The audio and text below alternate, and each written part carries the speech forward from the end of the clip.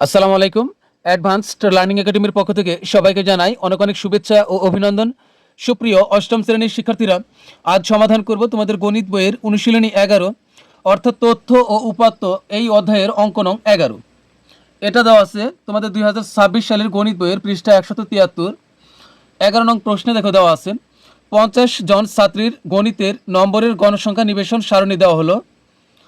তো এখানে একটি গণসংখ্যা নিবেশন সারণী দেওয়া আছে। তো এখান থেকে আমাদেরকে 3টি অঙ্ক সমাধান করতে বলা হয়েছে। তো ক নং প্রশ্নে বলছে মধ্যক নির্ণয় করো। শুরুতে আমরা মধ্যক নির্ণয় করব। আমরা জানি যে মধ্যক নির্ণয়ের উপাদান হলো মোট 3টি। প্রাপ্ত নম্বর লাগবে, এখানে শ্রেণীব্যাপ্তি অথবা প্রাপ্ত নম্বর, যেহেতু আমাদের অঙ্কে প্রাপ্ত নম্বর দেওয়া আছে তাহলে এখানে প্রাপ্ত নম্বর ব্যবহার করাটাই সবচেয়ে উপযুক্ত হবে। আর এখানে কিন্তু অনেক সময় আমরা শ্রেণীব্যাপ্তিও লিখি, তো আমরা প্রাপ্ত নম্বরই লিখলাম। এরপরে লাগবে কি গণসংখ্যা, এটা অবশ্যই লাগবে ক্রমযোজিত গণসংখ্যা, এ 3টি লাগবে। তো এখানে দেখো আমাদের প্রশ্নে কি দেওয়া ছিল, প্রশ্নে এই যে প্রাপ্ত নম্বর এটা কি পাশাপাশি দেওয়া আছে। তো এটা আমরা কি করেছি, প্রাপ্ত নম্বরটা আমরা লাইন বাই লাইন নিচে নিচে লিখেছি। এরপরে গণসংখ্যা এখানে যেভাবে আছে ঠিক যত যত গণসংখ্যা দেওয়া আছে আমরা ঠিক গণসংখ্যাটা ঠিক তাই লিখেছি, তবে সেটা লাইন বাই লাইন নিচে নিচে। আর অতিরিক্ত একটা ঘর করেছি, সেটা হলো ক্রমযোজিত গণসংখ্যার জন্য একটা কলাম করেছি। আর এইখানে দেখো ছিল হলো কয়টি, 1 2 3 4 5 6 7টি ঘর আছে ছোট ছোট। তো আমরা ঘর করেছি এভাবে 8টি, অর্থাৎ একটা আমরা অতিরিক্ত নিয়েছি মোট লেখার জন্য, এই নিচে একটা অতিরিক্ত নিয়েছি মোট লেখার জন্য। তুমি যদি চাও যে নিচের একটি তুমি নেবে না, তাহলে মোট তুমি এই সারির বাইরে লিখলেও কিন্তু হবে, ঘরের বাইরে লিখলেও, মোট যদি ঘরের বাইরে লেখো তবু কিন্তু হয়ে যাবে। তো এখন আমরা প্রাপ্ত নম্বর যা ছিল তাই উঠাইছি আর গণসংখ্যা যা ছিল তাই। তো এখন আমরা অতিরিক্ত যে ক্রমযোজিত গণসংখ্যা আছে এটা আমরা এখন পূর্ণ করব মধ্যক নির্ণয় করার জন্য। তো ক্রমযোজিত গণসংখ্যাটা আমরা কিভাবে লিখব, তো প্রথম এখানে যা থাকবে আমরা তাই লিখব। তো 5-এর 5, এখানে যা ছিল প্রথমে 5 আছে আমরা 5ই লিখলাম। এরপরে এখানে দেখো আছে কত 8, তো এই 5-এর সাথে এইভাবে 8, অর্থাৎ আমরা যোগটা ঠিক এইভাবে করব। এই যে এইভাবে যোগ করে আমরা এইভাবে নামাবো, এটার সাথে এটা যোগ করে এখানে নামাবো উত্তর। তো এখানে যে 5 আর 8 যোগ করলে হবে এখানে 13, এরপরে 13 আর 11 যোগ করলে হবে 24, 24 আর 15 যোগ করলে হবে 39, 39 আর 8 যোগ করলে হবে কত 17, তাহলে হবে 47। এরপর 47 আর 3 যোগ করলে হবে 50। অর্থাৎ একটা কথা মনে রাখবে, গণসংখ্যা যা থাকবে আমাদের ক্রমযোজিত গণসংখ্যাটা শেষে যা ঠিক তাই নামবে। তা আমাদের গণসংখ্যা কিন্তু বইয়ে দেওয়াই আছে কত, এই যে 50 জন ছাত্রী, তার মানে গণসংখ্যা এখানে হলো আমাদের 50। এখানে ভুলের কোনো কারণ নাই, কারণ যা ছিল আমরা দেখে দেখে লিখেছি। তার মানে এখানে হলো মোট, এখানে আমরা মোট লিখব, মোট লিখে একটা কমা দিয়ে পরে এন লিখব, এন এটা হচ্ছে গণসংখ্যার টোটাল, তাহলে এখানে হচ্ছে 50। তো এখন আমরা মধ্যক নির্ণয় করব। তো এখানে আমরা লিখব যে এখানে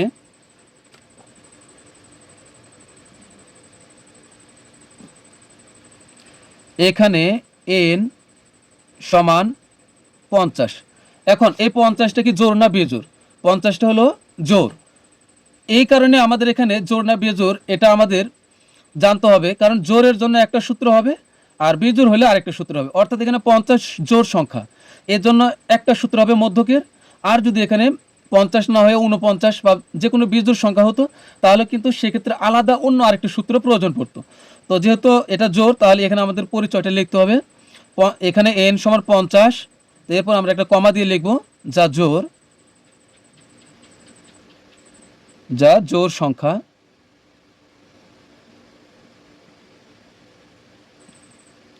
এখন আমরা মধ্যকে জোড়ের জন্য যে সূত্র আমরা সেই সূত্রটি লিখব। তো লিখব যে সুতরাং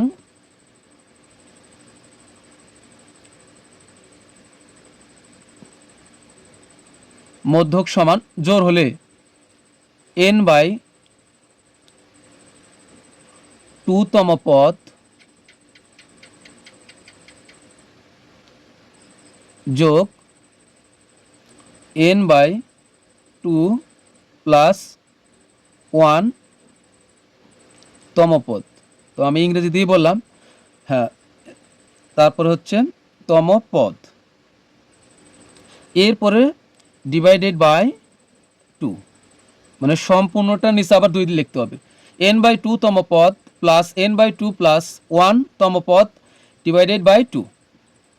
তো এখানে আমরা মানগুলো বসাই। n এর মান হচ্ছে 50, যদি n সমান 50 তাহলে এখানে বসাবো 50, আর নিচে 2 এর 2 আর তম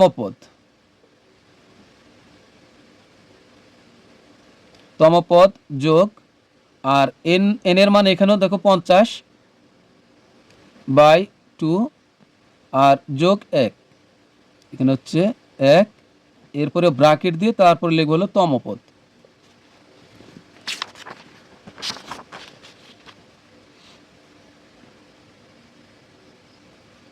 এরপরে সম্পূর্ণটার নিচে আমরা 2 লিখব। এখন এখানে আমরা 2 দ্বারা যদি 50কে ভাগ করি তাহলে কিন্তু এখানে হবে কত, 25। তো আমি কাটলাম না, কাটলে খারাপ দেখা যাবে, তবে তুমি তো অবশ্যই জানো 2 দ্বারা 50কে ভাগ করলে এখানে হবে 25। তাহলে এখানে লিখব হলো 25 তম পদ এ যোগ, এখানে দেখো মনে রাখবে এখানে যত বের হবে এখানে তার চাইতে 1 বেশি হবে, কারণ এখানে যোগ 1 আছে। তাহলে এই যে 50/2 এর মান হলো কত, 25, আর 1 যোগ করলে হবে 26। তাহলে এখানে হবে 26 তম পদ ভাগ 2। তো এখানে দেখো এই 25 আর 26 পেলাম আমরা। তো এখানে দেখো 25 আর 26 এটা কোথায় আছে, 25 এটা যাব আমরা ক্রমযোজিত গণসংখ্যার ঘরে, আমরা 25 আর 26টা খুঁজবো ক্রমযোজিত গণসংখ্যার ঘরে। 5 এর ভিতরে কিন্তু 25ও নাই 26ও নাই। 13 এর ভিতরে কিন্তু 25-26 নাই, কারণ 25-26-এর চাইতে 13 ছোট। আবার 24-এর ভিতরে কিন্তু 25 আর 26 নাই, কারণ 24 হলো 25-26-এর চাইতেও ছোট। এখন দেখো এখানে আছে কত, 39। অবশ্যই তুমি যদি 1 থেকে 39 পর্যন্ত গণনা করো তাহলে কিন্তু এই 39-এর ভিতরেই তুমি 25ও পাবে, আবার 26ও পাবে। তাহলে এই যে এখানে এটা আমরা মার্ক করব, এই যে 25 আর 26 এই দুইটাই 39-এর ভিতরে আছে। এটা আমি রাফে এটা আমি বোঝার জন্য লিখতেছি। তার মানে এই যে 25 আর 26 এই দুটাই এটার ভিতরেই আছে। এখন এই বরাবর আমরা হাতের বাম দিকে যে প্রাপ্ত নম্বরের ঘর এখানে যাব। তার মানে 25তম পদটা হবে 25তম পদও হবে 75, আবার 26তম পদ এটাও হবে 75, কারণ যেহেতু 39-এর ভেতরে 25-26 দুটাই আছে, এই কারণে এই 25 আর 26 এই দুইটাই আমরা এই 75তম পদকেই ধরব। তাহলে এখানে হবে 25তম পদ হলো 75, এই যে 25তম পদ 75, এই যোগের যোগ 26তম পদও হবে 75। তবে এখানে একটা কথা মনে রাখবে, এই তম পদ এটা কিন্তু এখানে লেখা যাবে না। যখন আমরা মান বসিয়ে দিব এখানে, তখন আর আমরা তম পদটা লিখতে পারবো না। এরপরে নিচে হবে 2, আমি কিন্তু এটা মুছে দিচ্ছি। এরপরে দেখো এখন এই 75 আর 75 যোগ করলে 70 × 140, তাহলে 150 হবে 150। এই 150 আর ভাগ হবে 2, 150কে যদি আমরা 2 দ্বারা ভাগ করি তাহলে কত হবে, আবার 75 হবে। 2 দ্বারা 150কে তুমি যদি ক্যালকুলেটারে ভাগ করো তাহলে কিন্তু 75 হবে, তার মানে হলো 75। তাহলে এটাই মধ্যক। তবে একটা কথা মনে রাখবেন, গড়, মধ্যক, প্রচুরক এগুলো নির্ণয় করার পর আমরা দেখব অঙ্কটা কি বিষয়ে আছে। যদি নম্বর বিষয়ে থাকে তাহলে এখানে নম্বর লিখব, যদি টাকার ব্যাপারে থাকে তাহলে এখানে টাকা লিখব, কেজির ব্যাপারে যদি অঙ্কটি থাকে তাহলে এখানে কেজি লিখব।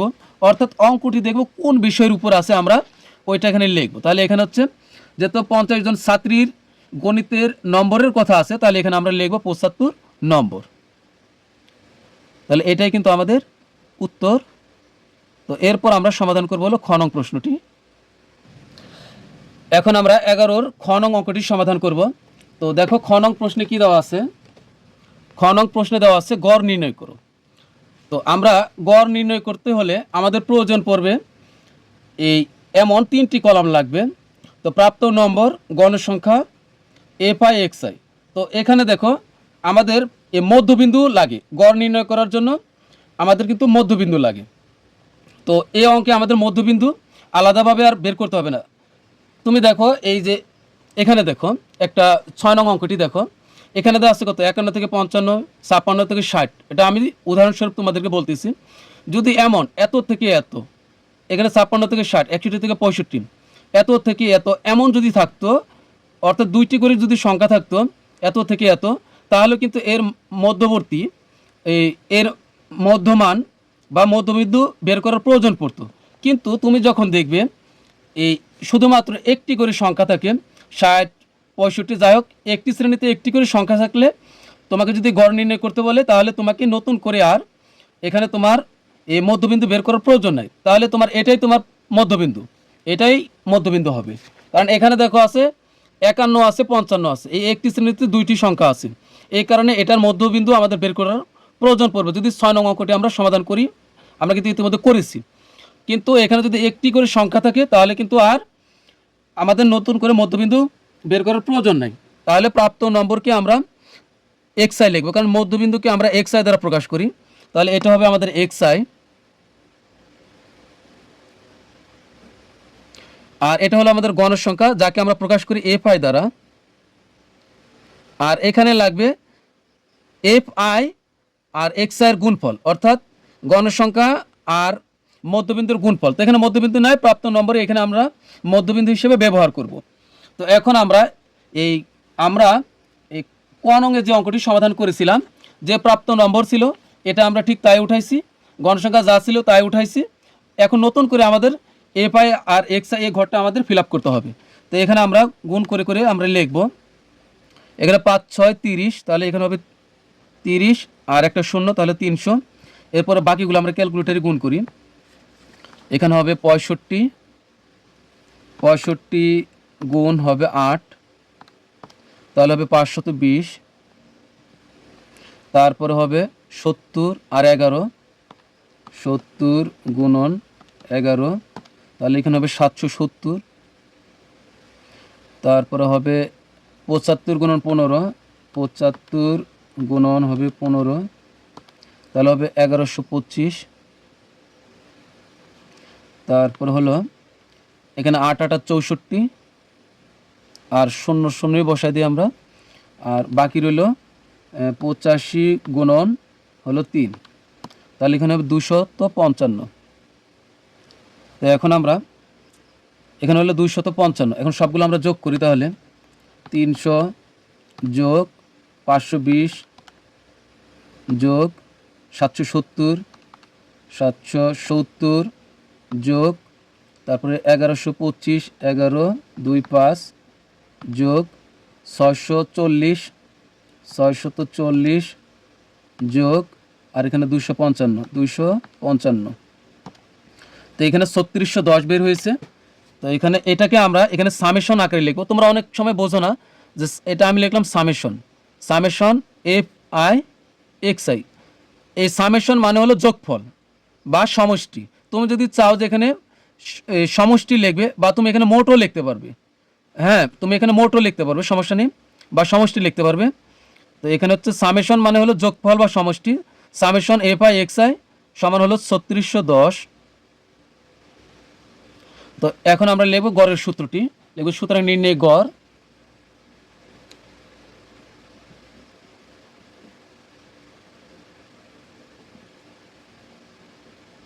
নির্ণয় গড় এই সামেশন fi xi বাই হলো n। তো এখন আমরা মানগুলো বসিয়ে দিই। এখানে হচ্ছে এটার মান হলো 3610, আর এটার মান হচ্ছে n এর মান হলো 50। তো আমরা ভাগ করি, মুছে ফেলছি, 3610 বাই হলো 50, তাহলে এখানে 72.2। তো এই আগের মতোই আমরা, যেহেতু এই অঙ্কটি পরীক্ষার নম্বরের ব্যাপারে, তাহলে এখানে আমরা গড়ের পাশেও আমরা লিখে দিব নম্বর, মানে এটা গড় নম্বর। তো এটাই আমাদের উত্তর। তো এরপরে আমরা সর্বশেষ গ নং অঙ্কটি সমাধান করব। তো এখানে বলছে যে প্রদত্ত উপাত্তের পায়চিত্র আঁকো। এখন আমরা প্রদত্ত উপাত্তের পায়চিত্র অঙ্কন করব। তো পায়চিত্র অঙ্কনের প্রথম শর্তই হলো আগে কোণ বের করা। তো তো এখানে দেখো 50 জন ছাত্রী, অর্থাৎ এই 50 জন হলো মোট গণসংখ্যা। এখন এই মোট, এটা হলো মোট গণসংখ্যা, আর এখানে আছে প্রাপ্ত নম্বর। তো প্রাপ্ত নম্বর আর গণসংখ্যাকে কয়টি ভাগে ভাগ করা হয়েছে? প্রাপ্ত নম্বরকে ভাগ করা হয়েছে 1 2 3 4 5 6টি ভাগে। আবার গণসংখ্যা 50কে ভাগ করা হয়েছে 6টি ভাগে। তাহলে এই প্রাপ্ত নম্বর এবং এই গণসংখ্যা থেকে আলাদা আলাদা আমাদের 6টি কোণ বের করতে হবে। তারপর সেই কোণগুলোকে একটি বৃত্ত অঙ্কন করে বৃত্তের ভিতরে এই 6টি কোণ বিভিন্নভাবে উপস্থাপন করেই আমরা পায়চিত্র অঙ্কন করব। তো এখন চলো আমরা আগে কোণগুলো নির্ণয় করি। তো এখন আমরা গণ অঙ্ক সমাধান করব। তো এই জন্য এখানে আমরা লিখব যে মোট ছাত্রীর সংখ্যা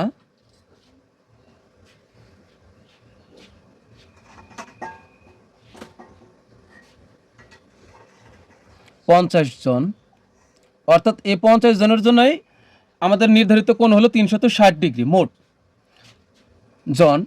তো আমরা জানি বৃত্তের কেন্দ্রে সৃষ্ট কোণ 360 ডিগ্রি।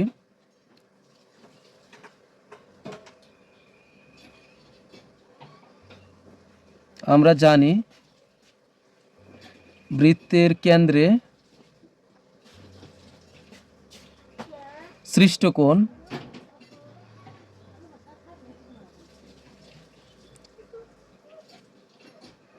360 ডিগ্রি।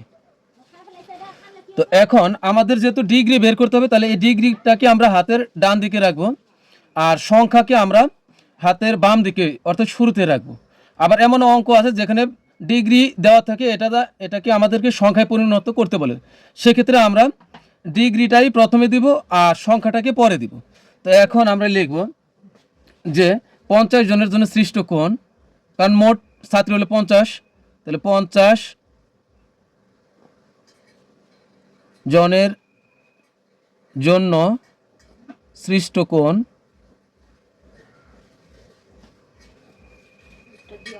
অথবা তুমি এটাও লিখতে পারো 50 জন ছাত্রীর জন্য, অথবা এটা লিখলে হবে 50 জনের জন্য সৃষ্ট কোণ 360 ডিগ্রি। তো সুতরাং এখন আমরা এখানে দেব 1 জনের জন্য সৃষ্ট কোণ। তো উপরে বেশি নিচে কম হলে এখানে গিয়ে ভাগ হবে, এই 50 ভাগ হবে। এই যে 360 উপরে দিলাম আর 50 নিচে চলে গেল, এর অর্থ হলো ভাগ। তো এটা ডিগ্রি। তো তুমি চাইলে এখানে ডিগ্রি না দিলেও হবে, একবারে ভাগ করে ডিগ্রি লিখলেও হবে। তো সুতরাং এবার এখানে আমরা এখান থেকে বসাবো। দেখো প্রথম যে গণসংখ্যাটা আছে 5, আমরা প্রথমে এটা বসাবো, প্রথম হলো 5 বসাবো গণসংখ্যা। সুতরাং 5 জনের জন্য সৃষ্ট কোণ, তো এখানে যা আছে তাই 360, প্রথমে 360/50 যা ছিল তাই।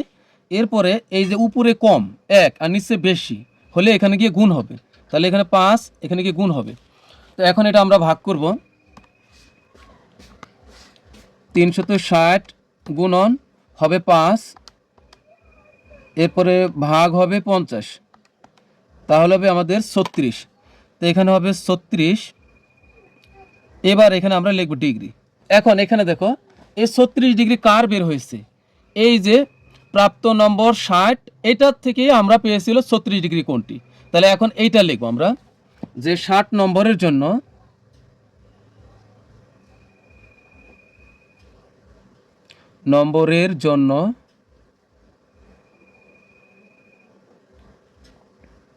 সৃষ্ট কোণ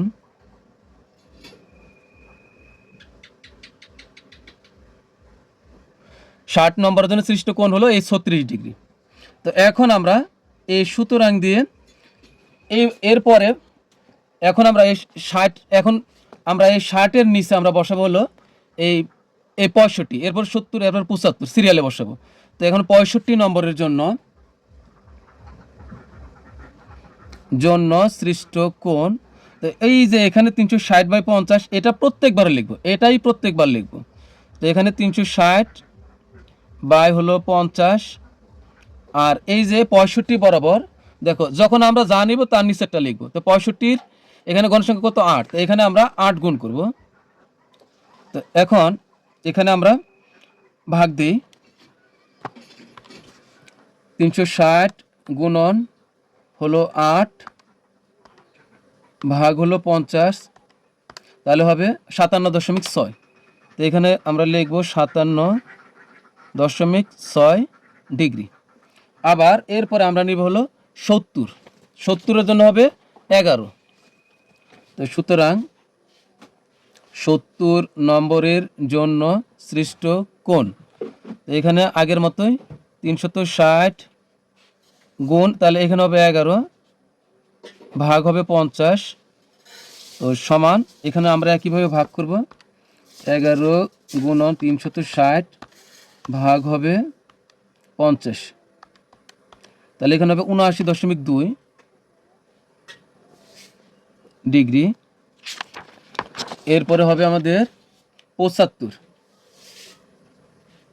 সুতরাং 75 নম্বরের জন্য সৃষ্ট কোণ, এই একইভাবে 360 গুণন, এখন 75 নম্বরে দেখো কত আছে, 75 নম্বরে আমাদের গণসংখ্যা আছে হলো 15, এখানে আমরা বসাবো হলো 15 ভাগ হবে 50 ভাগ হলো 50।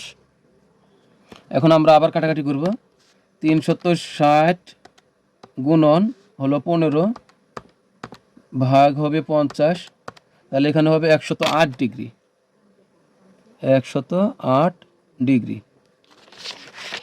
এরপরে হলো 80।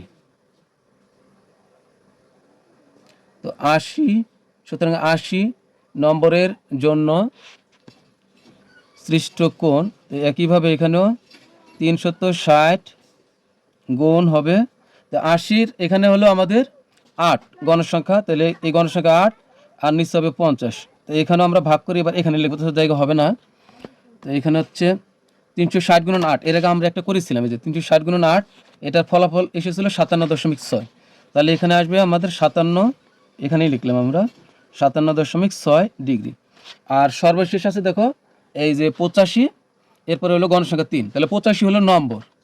সুতরাং 85 নম্বরের জন্য সৃষ্ট কোণ, তো এখানে হবে 360 গুণন, এখানে গণসংখ্যা 3 আর নিচে হবে 50, তো এখানে ভাগ করে আমরা লিখি একবারে, এখানে হবে 360 গুণন হবে 3 ভাগ হবে হলো 50, তাহলে হবে 21.6। তো আমাদের কিন্তু কোণ বের করা হয়ে গেল। তো এখন আমরা এই যে কোণগুলো পেলাম, এই কোণগুলো আমরা একটি বৃত্ত অঙ্কন করে বৃত্তের ভিতরে আমরা এই কোণগুলো উপস্থাপন করে পায়চিত্র অঙ্কন করব। এখন আমরা পায়চিত্র অঙ্কন করব। তো এই জন্য আমরা আমাদের ইচ্ছে মোতাবেক একটি বৃত্ত অঙ্কন করে নিব। তো বৃত্তটি খুব বেশি ছোট হওয়া যাবে না, আবার খুব বেশি বড় নেওয়ারও প্রয়োজনে মাঝারি আকৃতি একটি বৃত্ত অঙ্কন করব। এরপর আমরা এই যে এটা হলো কেন্দ্র, এই কেন্দ্র থেকে আমরা এই পরিধি, এটা কিন্তু এই গোল যে এটা কিন্তু হলো পরিধি, তো এটা আমরা একটা ব্যাসার্ধ এঁকে নিব আগে। এরপর দেখো আমি কোণগুলো লিখে নিয়েছি, এখানে দেখো প্রথমটি হবে 36 ডিগ্রি, তো এটা আমরা চাঁদা ধরে মাপবো এইভাবে। এখানে দেখো এই যে এটা হলো পয়েন্ট, তো এটার সাথে আমরা এই কেন্দ্র মিলাবো, চাঁদার কেন্দ্র হলো এটা, এই কেন্দ্র আর এই কেন্দ্র আমরা একসাথে মিলাবো। অনেক চাঁদার এখানে কিন্তু ছিদ্র থাকে, তাহলে ছিদ্র আর এই বৃত্তের এই কেন্দ্র এটা একসাথে মিলাবো। আর হচ্ছে এখানকার এই যে জিরো বিন্দু, এই জিরো আর এটার সাথে মেলাবো আমরা। এরপর আমরা 36 ডিগ্রি অঙ্কন করি।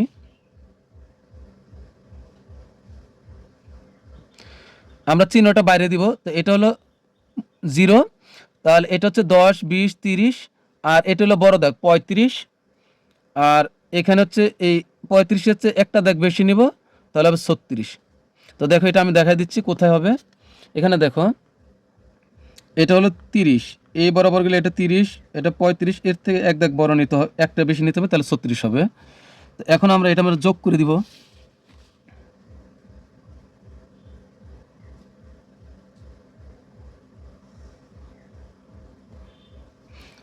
এরপর হলো এটা আমরা লিখব 36 ডিগ্রি। তো আমাদের 36 শেষ, এখন হবে 57.6। তো লাইটের কারণে একটু ছায়া পড়তেছে, আমি দুঃখিত। তো এখন হচ্ছে এভাবে আমরা ঘুরাই নিব। আবার আমরা এই জিরোর সাথে এটা মিলাবো, আর এই কেন্দ্র বনাম এই কেন্দ্র, এখন হবে 57.6।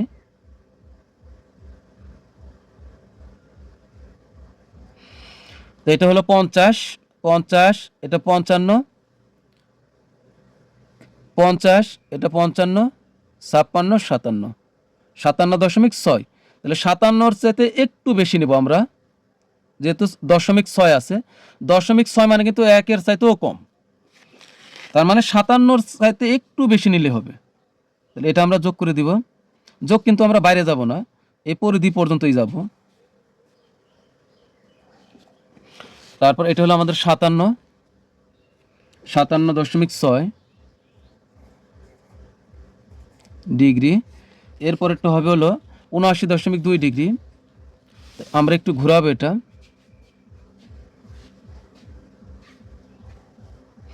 79.2। তো এটা হলো 70, 70, 75, 80 পর্যন্ত যাব আমরা। 80 থেকে 1 কমাইলে হবে 79 আর 0.2, অর্থাৎ 79-র চাইতে বিন্দু পরিমাণ অল্প একটু বেশি গেলে হবে 79.2, মানে 79-র চাইতে 1 দাগের চাইতেও কম হবে, তার মানে 79টা একটু ওভার করলে হবে। তো আমরা এটা যোগ করে দিব।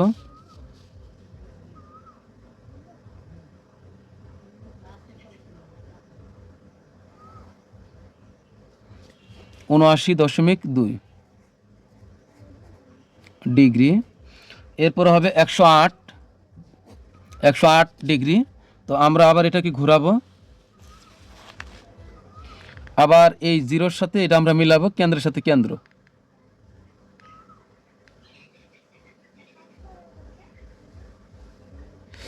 একশো আট, তো এখানে হচ্ছে 100, এটা হলো 100, তারপর হলো 110, এটা 10 থেকে 2টা বাদ, 10 1 বাদ দিলে 9, আর এখানে হবে 108।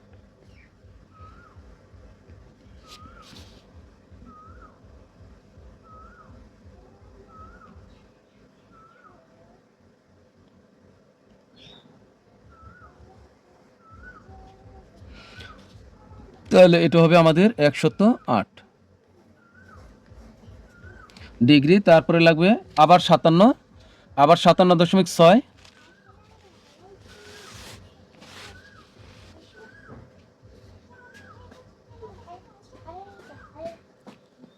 তাহলে এটা হলো 50, এ হাফ 55, 55-র পরে আমরা 2 দাগ নিব, 55, 56, 57 আর 0.6, 57 থেকে একটু ওভার করব, তাহলে হবে।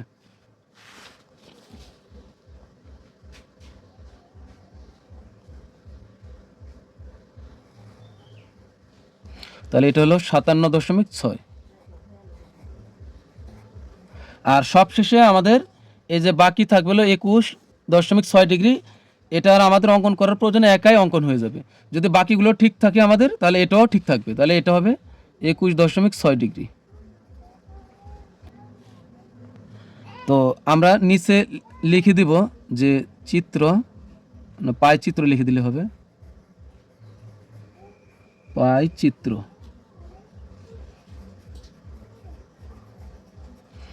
তো আমাদের পাই চিত্র আঁকা সম্পূর্ণ হয়ে গেল। তো আজকের মতো আমাদের ক্লাস এখানে শেষ। সবাই ভালো থাকবে, সুস্থ থাকবে। আল্লাহ হাফিজ।